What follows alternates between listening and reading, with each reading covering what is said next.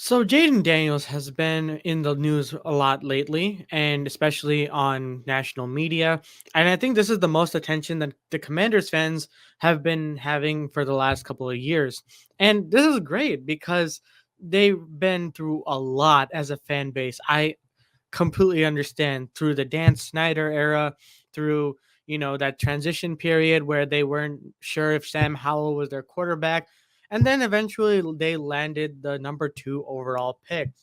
And what they did was they decided, okay, we're going to get a quarterback, we're going to restructure this roster, and Peters, their GM, has been doing a pretty good job. I'm not even going to lie. Bringing him from San Francisco is definitely, has transformed this organization. And under great ownership, you're going to have greater opportunities to make runs in the NFL.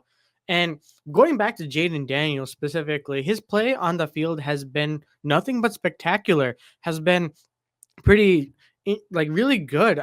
I can't even lie because a lot of things he's able to do on the field, you would just want your quarterback to do. And like a lot of quarterbacks like wish they could do what he is doing right now. But then again, situation and everything matters. And today in this video, I'm just going to be going over, is Jaden Daniel as good as advertised? Is it really too early to tell?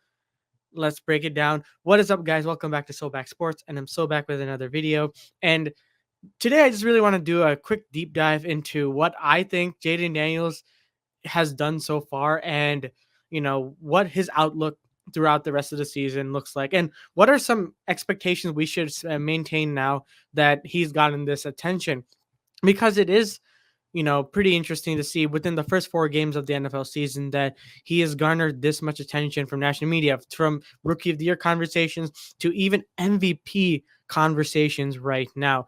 I mean, considering that the Commanders are at the top of the division in the NFC East with the Dallas Cowboys and Philadelphia Eagles as their competition. Sorry, Giants fans, but that's just the reality. And the thing is, Dallas and Philly are having rough seasons right now. But is Washington's season or the games they've played that good? So, before we get into all of that, let's take a quick look at his statistics because look, as much as we like to, talk about how he plays on the field, we have to always go back to stats. As of right now, he is having an insane completion percentage of 82.1%, a QBR rating of 73.3, 897 passing yards within 4 games, and 3 passing touchdowns to go along with 4 rushing touchdowns over 4 games. And listen, for your rookie quarterback, this is amazing stats. This is what you expect them to start with. And listen, they played against the competition. NFL competition at the end of the day is competition, and like defense, like you love to see Cliff Kingsbury, their offensive coordinator, make good plays for him and make him successful. And you love to see that, especially as a first year offensive coordinator coming off of, coaching in college.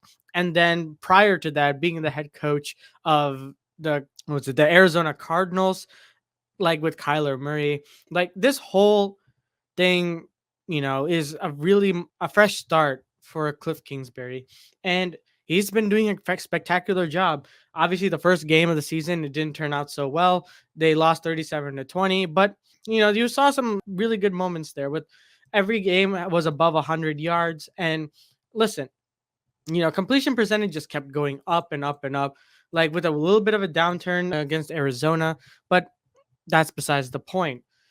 And overall, like let's look at the rushing statistics. That's like averaging about like 40 or 60-ish yards per game.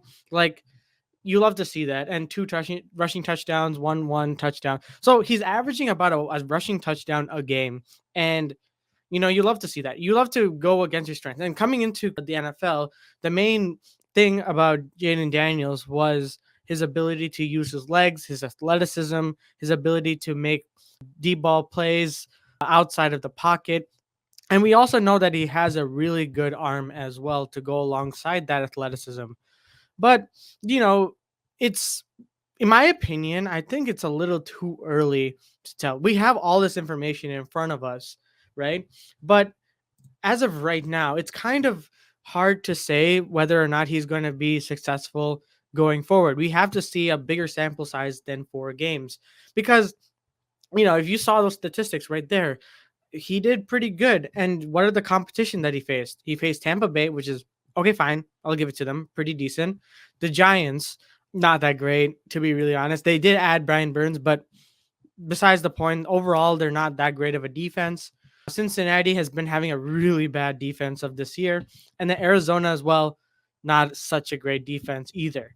But listen, you're obviously given, you're always going to take what you're given in terms of a defense. You're playing whoever's in front of you. I understand that completely. And listen, let me give praise before I start, going into my little analysis because listen, Jayden Daniels has been doing great. Love to see what he's doing. Even before he was drafted, I remember I made a video about how he was going to be successful and he's a very big sleeper pick in this league. And turned out that he was drafted number 2 overall over the likes of Michael Penix, which probably wasn't even going to go that high, or Drake May, which, to be fair, the Commanders and what was it? The Patriots fans were fighting over who is going to be their quarterback. And they were even considering Drake May, the Commanders, I'm saying, was considering Drake May to be number 2 overall pick, right?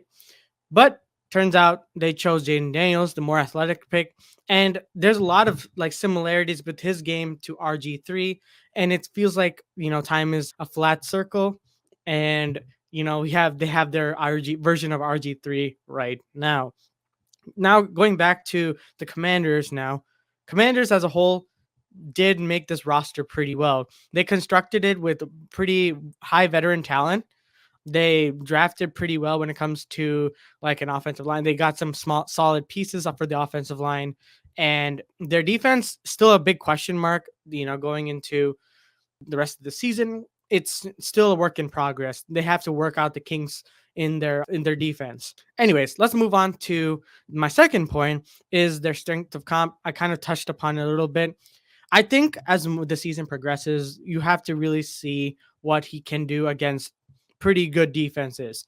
And the defenses nowadays, it doesn't tailor to a college offense. And I've been hearing the term college offense a lot when it comes to like ESPN, how he's able to run a college offense and be able to make dynamic plays, deep balls whatsoever, right? But not all the but if that doesn't work, how will Jayden Daniels face with that pressure? How will Cliff Kingsbury draw the plays to make him successful, right? Because until we see that, then we can really gauge if he's in the MVP conversation. Similarly, remember last year when with CJ Stroud, like we saw him face early on, like the likes of Lamar Jackson and the Baltimore Ravens. He faced the Jaguars pretty early, I'm pretty sure, and a couple other teams as well when they were pretty solid defensively. So being able to see that pretty good. Like I'm glad we were able to see him play against like mid to below average defenses. So at least like we know that okay, he's capable of reading them. He's capable of doing like really good plays when it comes to facing mid talent and all that. That's your first like benchmark right now.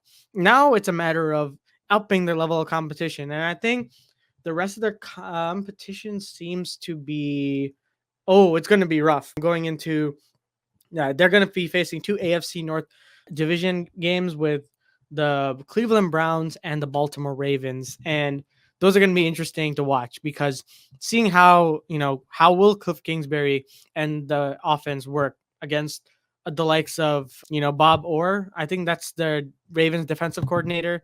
And whoever is the defensive coordinator for the Browns, because the Browns have been notoriously known to have a great defense no matter what. So we'll see what happens after that. And to get to my main thing, the reason why I really made this video is the whole thing about, Jayden Daniels versus Caleb Williams. And listen, my opinion on this is that why I like both of them. Like, obviously, I'm a huge Caleb fan. I want Caleb to be the best quarterback in this draft because he was drafted number 1 overall. And, the Chicago Bears, I want them to do well, obviously. But I can't also say bad things about Jayden Daniels because Jayden Daniels right now has been doing really well. And the debate between the two being like, oh, did the Chicago Bears make the wrong pick? And I guess this is a little bit of a sidebar because no, because obviously Caleb Williams was the notorious number one overall pick going into this draft. And with some like the minority will be like, oh, Jayden Daniels should have been number one. Well, not necessarily because yes, both of them have Heisman's. Yes, both of them had pretty successful time in their college careers.